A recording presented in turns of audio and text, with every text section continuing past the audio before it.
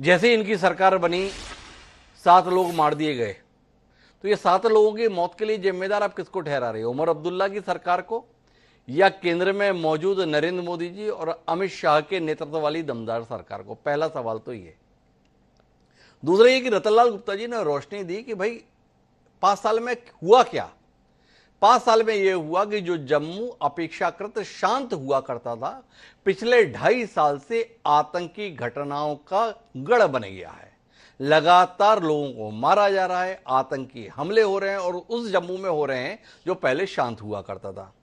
और तीसरा और आखिरी सवाल, अगर पूर्ण राज्य का दर्जा देने का यह उपयुक्त समय नहीं है रजनी जी, तो केंद्र शासन के प्रतिनिधि के तौर पर बैठे हुए सम्माननीय लेफ्टिनेंट गवर्नर, जिन्हें हिंदी में उपराज्यपाल कहते हैं, मनोज सिन्हा जी, उन्होंने कैबिनेट के प्रस्ताव को मंजूरी क्यों दे दी?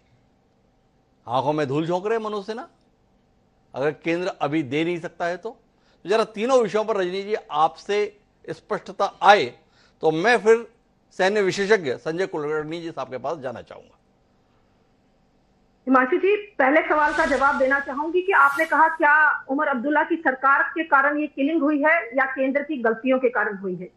मुझे जहां तक लगता है, जो मेरा पर्सनल अपनी ओपिनियन है, केंद्र सरकार अपने हाई लेवल की जो कर सकती है यहाँ पर सुरक्षा के लिए, वो हर कदम उठा रही है। और आपके सामने एलजी साहब ने भी ओपनली बोला है कि हमने हर राइट दे दिया है अपने ऑफिसर्स को कि जो वो करना चाहे, जिस तरीके से वो मिलिटेंसी को कर्व करना चाहे, वो कर सकते हैं। इशू ये है कि कश्मीर में इनको पनाह देने वाले कौन है? मिलिटेंट्स अगर बॉर्डर क्रॉस करते हैं, उसके बाद वो यहाँ सर्वाइव कर रहे हैं। कश्मीर में लोकल सपोर्ट के बगैर मिलिटेंट नहीं टिक सकता।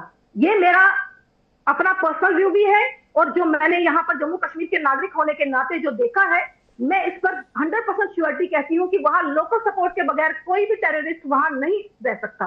क्योंकि आपके सामने जब वो कोई अटैक करेगा, उसके बाद वो कहां छुपेगा? उसको रूट कौन बताता है? उसको ये टारगेट किलिंग के फैक्ट कौन बताता है? ये वहां के लोकल सपोर्ट बिल्कुल है। हाँ, बिल्कुल एजेंसीज को अलर्ट होने की जरूरत है, एजेंसीज को देखने की जरूरत है कि लोकल वहां पर क्या गतिविधि हो रही है। कहीं ना कहीं एजेंसीज को भी अपना ट्रेंड चेंज करने की जरूरत है कि इस तरीके से कब कैसे किया जाए टेररिज्म को। दूसरी बात आप लोगों ने की, जम्मू में आतंकी घटनाएं बढ़ी हैं। बिल्कुल एक्सेप्टेड है कि जम्मू में टारगेट किलिंग बढ़ी, क्योंकि कहीं ना कहीं पाकिस्तान का मकसद था कश्मीर में अशांति फैलाना।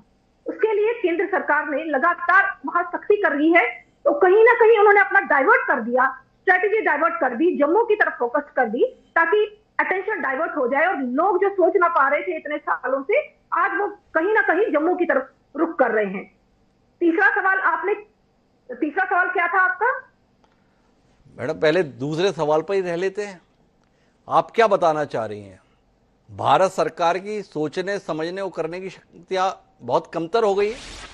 उन्होंने सोचा कि हम अपना टारगेट एरिया चेंज कर लें। उन्होंने टारगेट एरिया चेंज भी कर लिया और चेंज करके क्रियान्वित भी कर दिया। तो यह तो केंद्र सरकार की बहुत बड़ी नाकामी है। आतंकी अपने मंसूबे में कामयाब हो रहे हैं, पड़ोसी मुल्क इस देश को अराजक करने में कामयाब हो रहा है, और फिर भी आप चाहते हैं ये केंद्र शासित प्रदेश रहे। जब आपसे संभल ही नहीं रहा तो फिर आप अपने अधीन क्यों रखना चाहते हैं? ये सवाल। और दूसरा आपसे सवाल यह था, जो तीसरा सवाल आपने जानना चाहा, कि अगर अभी हालात नहीं हैं पूर्ण राज्य का दर्जा देने के, तो केंद्र सरकार के प्रतिनिधि के तौर पर बैठे सम्माननीय लेफ्टिनेंट गवर्नर मनोज सिन्हा जी, उन्होंने उमर अब्दुल्ला की कैबिनेट के प्रस्ताव को मंजूरी क्यों दी है? आंखों में धूल झोंक रहे हैं या कुछ और कहानी है? थोड़ा बताए ना जी हिमांशु जी, अभी जो जम्मू की बात कर रहे हैं आप, केंद्र सरकार सक्षम नहीं है। मुझे लगता है जितनी सक्षम केंद्र सरकार इस बार रही है, वो मुझे लगता है आज तक कोई सरकार नहीं रही। ये आप भी मानते हैं, मगर आप अपने चैनल के माध्यम से नहीं बताना चाहेंगे, मगर पूरा देश मानता है। माफी के साथ रजनी जी, आपकी इस बात पर आपत्ति